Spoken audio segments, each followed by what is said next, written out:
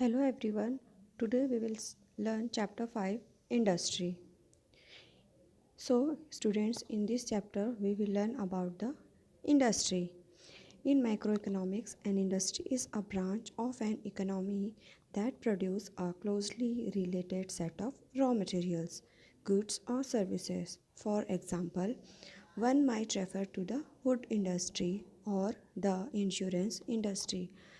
मतलब इसमें ये बताया जा रहा है इंडस्ट्री क्या होता है। तो इंडस्ट्री वो होता है जहाँ पे है ना गुड्स और मटेरियल्स ये सब चीज़ें रॉ मटेरियल जो है वो सब चीज़ें जो है वो हम प्रोड्यूस करते हैं। ठीक है। Now the next topic is classification of industry. Classification of industry. Classification on the basis of source of raw material used. Agro based. Agro based में क्या क्या होता है? Cotton, woollen, jute, silk, textile, rubber and sugar, T, coffee, edible oil. और mineral based जिसमें minerals होते हैं जैसे कि iron and steel, cement, aluminium, machine tools और पेट्रोकेमिकल्स। तो एग्रो बेस्ड मतलब उसमें होते हैं रॉ मटेरियल्स, है ना।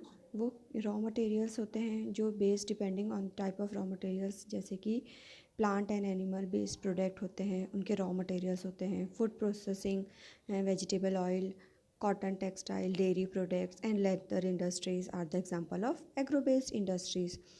और mineral based industries are the primary industries that use mineral ores as their raw materials. The product of these industries feed other industries. Iron made किससे बनता है? आयरन ओर से is the product of mineral based industry.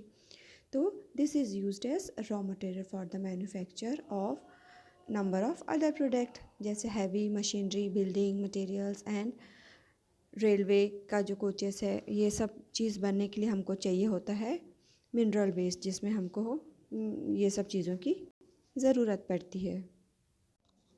Next है factor affecting location of industries. देखिए raw material इसमें क्या है? Raw material इसमें हमको क्या क्या फैक्टर है इसमें चाहिए इंडस्ट्रीज़ के लिए? सबसे पहले तो हमको लेबर चाहिए, फिर कैपिटल चाहिए, फिर मार्केट, पावर, लैंड और ट्रांसपोर्ट, है ना। तो ये सारे जो फैक्टर्स हैं ये सब क्या है इंडस्ट्रीज़ के लिए बहुत ज़्यादा ज़रूरत की, ये सब इनके बहुत ज़्यादा ज़रूरत पड़ती है सब चीज़ों की। और ये सारे फैक्टर्स जो है इजीली अवेलेबल होते हैं, but sometimes the government provides incentives जैसे कि subsidised power, lower transportation cost और other infrastructure, so that industries में be located in the backward areas. Or industrializations often lead to development and growth of town and cities. Then next topic is industrial system. अब industrial system में क्या क्या होता है? सबसे पहले input, process और आउटपुट। इनपुट में होता है लेबर फोर्स चाहिए होता है, पावर सोर्सेज की ज़रूरत पड़ती है और रॉ मटेरियल की ज़रूरत पड़ती है। फिर नेक्स्ट है प्रोसेस। प्रोसेस में क्या क्या क्या? पहले प्रोसेस मतलब पहले मैनेजमेंट प्रोसेस होता है, उस मैनेजमेंट पूरा मैनेजमेंट किया जाता है उसका, फिर उसका रिसर्च और डेवलपमेंट किया जाता है, फिर ट्रेनिंग दिया जाता है लेबर को, फिर वो चीज़ ट्रेनिंग देने के बाद वो चीज़ प्रोसेसिंग में आती है। उसके बाद उसमें adding value to the input, फिर उसमें वैल्यू कितना अमाउंट क्या है वो डिसाइड किया जाता है। और आउटपुट मतलब फिनिश्ड गुड्स, बाई प्रोडक्ट और वेस्ट डिस्पोजल, है ना। तो ये इंडस्ट्रियल सिस्टम के तीन जो है वो है इनपुट, प्रोसेस और आउटपुट होता है। इसमें क्या होता है कि the process include wide range of activities that convert the raw material into finished product में, और the output are the end product and the income earn from it. In case of the textile, the input may be cotton, human labor, factory and transport cost. फिर the process include ginning, spinning, weaving, dyeing and printing. और फिर इससे पूरा जो चीज़ है वो industrial system का इस तरह तैयार किया जाता है। नेक्स्ट है इंडस्ट्रियल रीजन। अब इंडस्ट्रियल रीजन देखिए यहाँ पे बताया जा रहा है कि जगह दिया है, हमारे वर्ल्ड का ये मैप है, इसमें कहाँ कहाँ पे इंडस्ट्रीज़ है, इसमें रीजन बताया जा रहा है। क्या बोला जा रहा है कि इंडस्ट्रियल रीजन जो है emerge with the number of industries located close to each other and share the benefits to their closeness. And the major industrial region of the world are कौन सा रीजन है? North America, western and central Europe, eastern Europe and eastern Asia. और major industrial regions tend to be located in the temperate areas. कहाँ कहाँ पे? Sea port के पास और स्पेशली कोल फील्ड्स।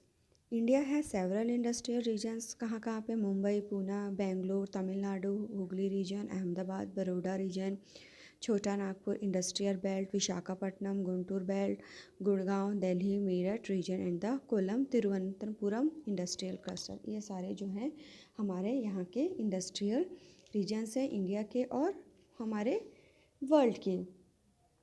नेक्स्ट अब हम बात करेंगे कहाँ कहाँ पे distribution of major industries.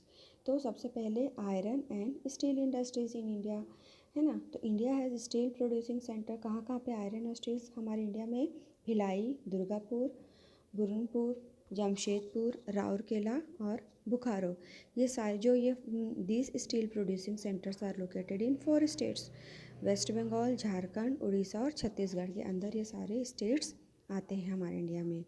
Next है कॉटन टेक्सटाइल इंडस्ट्रीज़। अब हम ये देखेंगे कि कॉटन टेक्सटाइल इंडस्ट्रीज़ हमारे यहाँ पे वर्ल्ड में कहाँ कहाँ पे है।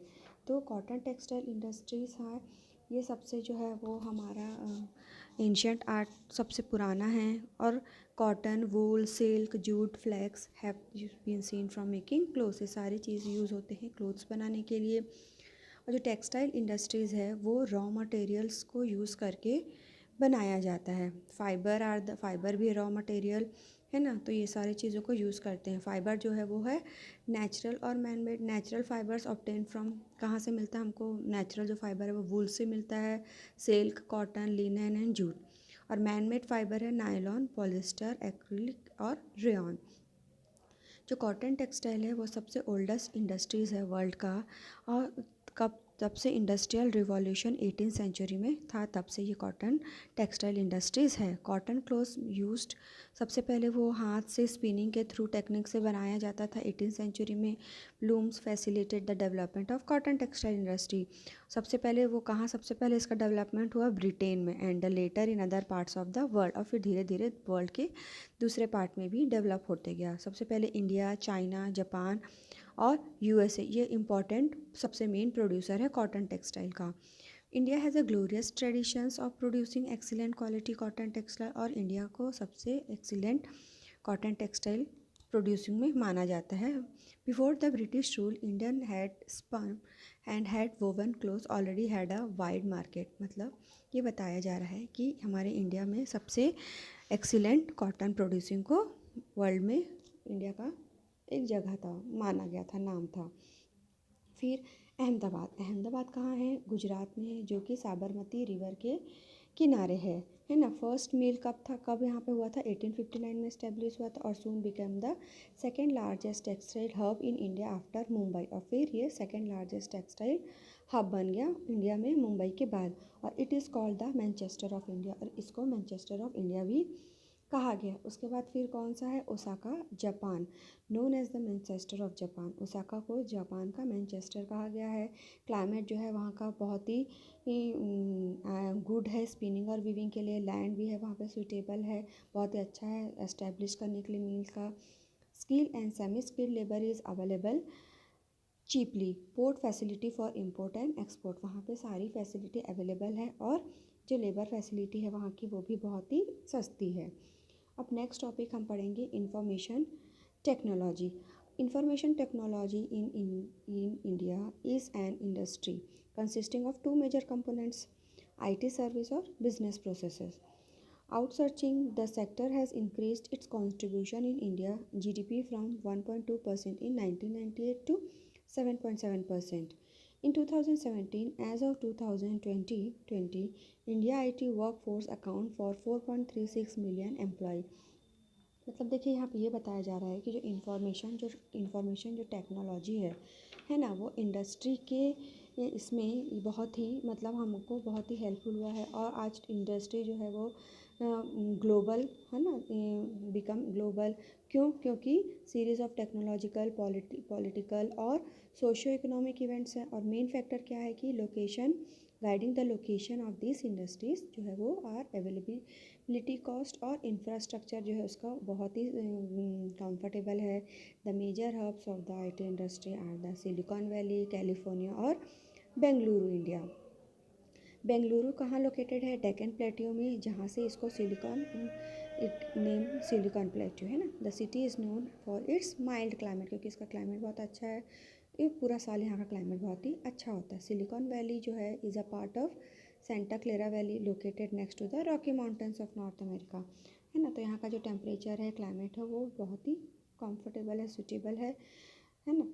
तो other emerging information technology hubs in metropolitan centres of India कौन कौन से हैं? जैसे कि है वो मुंबई है, न्यू दिल्ली, हैदराबाद, चेन्नई, है ना, और गुड़गांव, पुणे, तिरुवनंतपुरम, कोची और चंडीगढ़। ये सब सारे क्या है? Important centre of information technology के इंडस्ट्रीज में।